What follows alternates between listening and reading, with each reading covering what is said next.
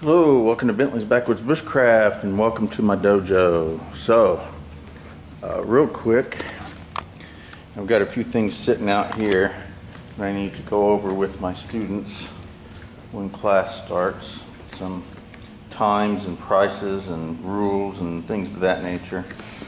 I only have 2 patches left that say Aikido, and I am not quite sure whether I'll be able to give these out today or not, because these are the last 2 and I may have more than that show up. Anyway, this patch here is probably absolutely one of, if not the oldest thing in my martial arts that I still possess. This is the patch from Way of the Warrior Dojo when I trained in Matsumura style Shorin-ryu under Larry Martin. And that was actually my official second dojo that I trained with. The first one was also a Matsumura Shorin-ryu dojo under Ray Murphy. But this one here is the patch from that second dojo from the early, mid, and late 80s. So, alright. And hopefully I can use this because so here's something that I put up just for today. This is the Zenshin Self-Defense Academy. This is my genealogy of martial arts. So we start down here with Matsumura style Shorin-ryu under Larry Martin. There we go. And then we go to Matsumura style Shorin-ryu under Ray Murphy. And then we move over to Brazilian Jiu-Jitsu with where are we at? There we go. With with Chad Wagner. This is my Animal House.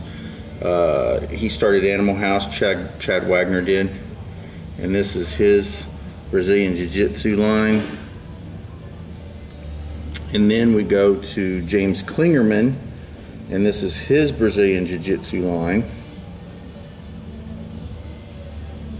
There we go. And then we're going to move over to my Kijitsu Kai Aikido, is my bandy line.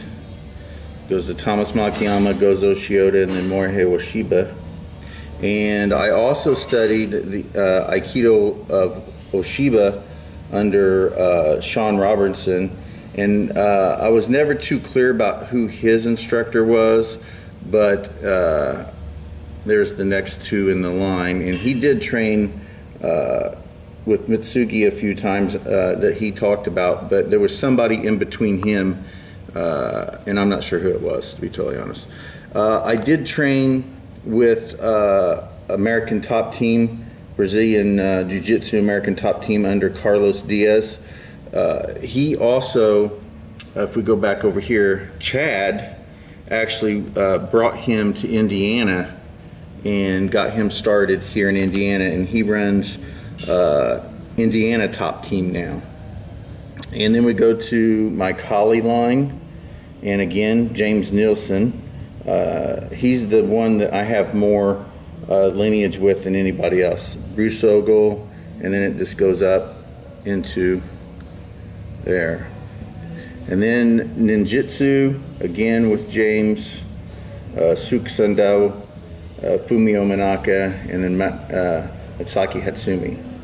So this is my basic general line. I do have a few more that can go in there, but they're nothing that I trained with a long time, so I just didn't add anything else. And you never know, there could be more added to that eventually one of these days, but I'm pretty happy with what I've got here. So James, if you look here at my Matsumura style Shorin-ryu, Larry Martin was taught by James, and then my Kali and Ninjutsu I got straight from James. As well, if you look at this patch here, this Way of the Warrior Dojo, this was James's dojo. So we move back from all of this, and we're going to go over to the floor area. And if you can see this here, I also want to show you this. Now, this is my MMA. This is the picture that I had made when I won my title, my middleweight Yes, at one time I was actually really a middleweight. My Cage Rage middleweight championship, August 17th, 2002. It's on my YouTube page. You can see that fight.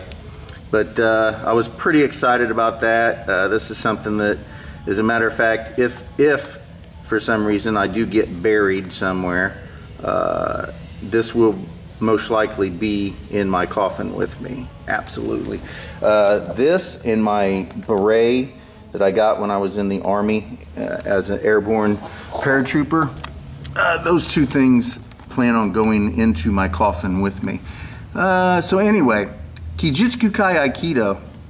Here is my first Dan certificate when I received my first degree black belt in Kijitsu Kai Aikido. Here is my second degree Kijitsu Kai Aikido certificate. Let's go down here. Here is my third degree Kijitsu Kai Aikido certificate. And here is my fourth degree Kijitsu Kai Aikido certificate. Now, I don't have any more certificates and awards and all that stuff. I stopped keeping most of that stuff years ago. Back in the late 80s and early 90s, when I trained with Way of the Warrior Matsumuro style Shorin-ryu, I did karate tournaments. Yeah. Anyway, I didn't care for them, but I did do them simply because I was trying to help the dojo get students and promote the dojo and things to that nature.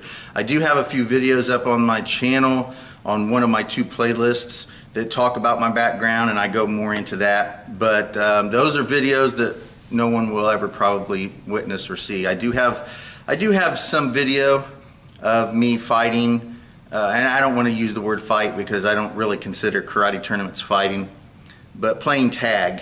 I do have a few videos of me playing tag, but no, I will never post them on YouTube.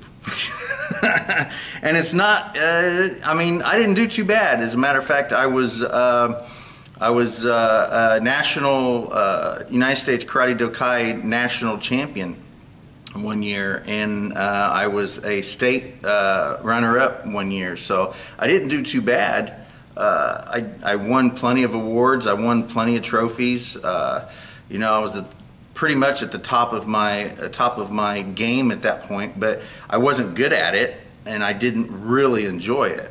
So, and those are the reasons I'm not going to post it, because I really wasn't good at it, and I didn't really like doing it. I just did it because it was part of the dojo, and I wanted to promote the dojo and help them out.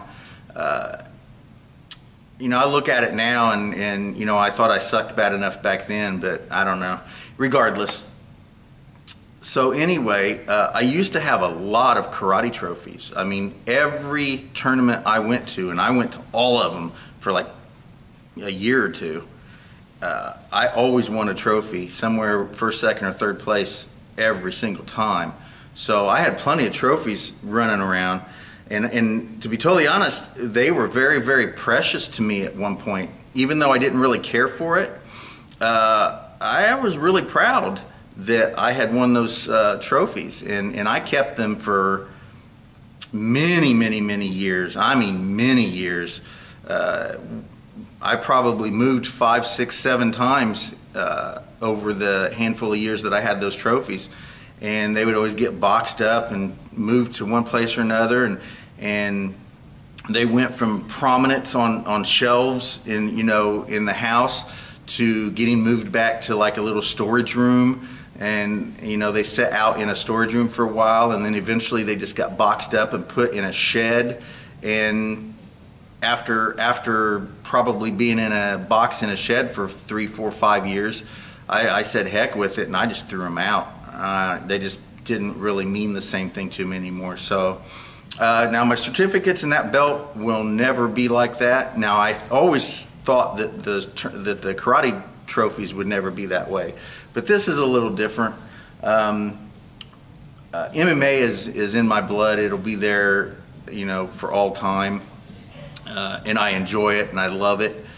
And you know, I didn't feel the same way about the karate tournaments. And my certificates, of course, I'm going to keep those as well. So that's just a little bit of stuff that I've got. I just have the belt and those 4 certificates. I do have a certificate from Bruce Ogle from the Kali. I went to a seminar with him, and he wrote me up a nice little certificate and stuff, and I've got it somewhere. It's not sitting with, I pulled it out a couple months back before we started going on these trips. I pulled it out because I wanted to make a copy of it and put it into my pages with the copies of stuff that I have. And I never put it back where it belonged, and I don't remember where I put it. But it was, you know, it's not a rank certificate or nothing like that. It was just a, you know, appreciation for showing up and training and things of that nature. But I generally don't keep a lot of certificates anymore. I don't fight karate tournaments, so I'm not going to win any trophies. So anyway, that's a little bit of stuff. I got to get ready. I've got class coming up in about 20 minutes, so I've got to get going. And thank you guys for watching Bentley's Backwoods Bushcraft. Enjoy the outdoors, even if it's just your own backyard.